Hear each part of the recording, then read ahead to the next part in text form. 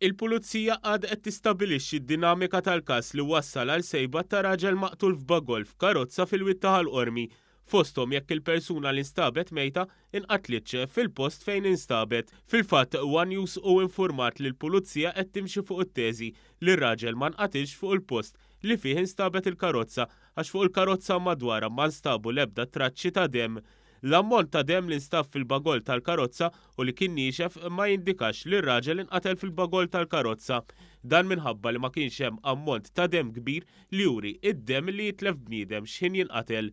U mifhum li l-investigaturi qegħdin fi ġlieda kontra l-ħin biex jistabilixxu fejn inqatel ir-raġel misjub mejjed fil-bagol tal-karozza tlieta.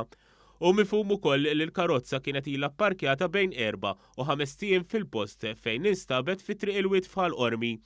Sa issa l-kadavru li nstab għadu ma ġiex identifikat minħabba li nstab fi stat qawwi ta' dekompożizzjoni u se jkunu it-testijiet li jikkonfermaw jekk il-kadavru huwiex ta' sit il-karozza li fija nstab, jiġifieri ta' Mario Farrugia ta' 62 sena minn Pembroke.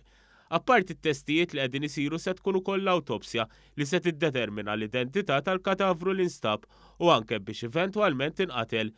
Sorsi qalu li mill-ewwel stħarriġ jidher li r-raġel qala daqqiet b'xi arma taqta, iżda se tkun l-awtopsja li mistennija ssir il-ħamis li tiddetermina dan. Mhux esklus ukoll li f'dan l-istadju jkunu qed isiru testijiet oħra fuq il-kadavru brabta mal-COVID-19 dan bħala prekawzjoni. Farrugia għadu rrappurtat nieqes u l-aħħar li der kien nhar 28 ta' Marzu li għadda. Il-karozza ta' tip Peugeot 407 bi pjanċi ta' reġistrazzjoni BGY 074 irreġistrata fuq Farrugia. One News jista' jikkonferma li l-karozza nstabet imsakra u sa issa iċ-ċwievet ma nstabux fil-karozza. Kien għal-ħabta tal-10 ta' 3 filgħodu li l-pulizija daħlilha rapport li fi triq il-witf bħall-qormi kien hemm karozza pparkjata, karozza ta' tip Peugeot ta' Leon Gris li minnha kienet ħirġa riħa tinten. Malli l-pulizija marru fuq il-post u fetħu l-bagol ta' din il-karozza sabu kadavru b'wiċċu moti.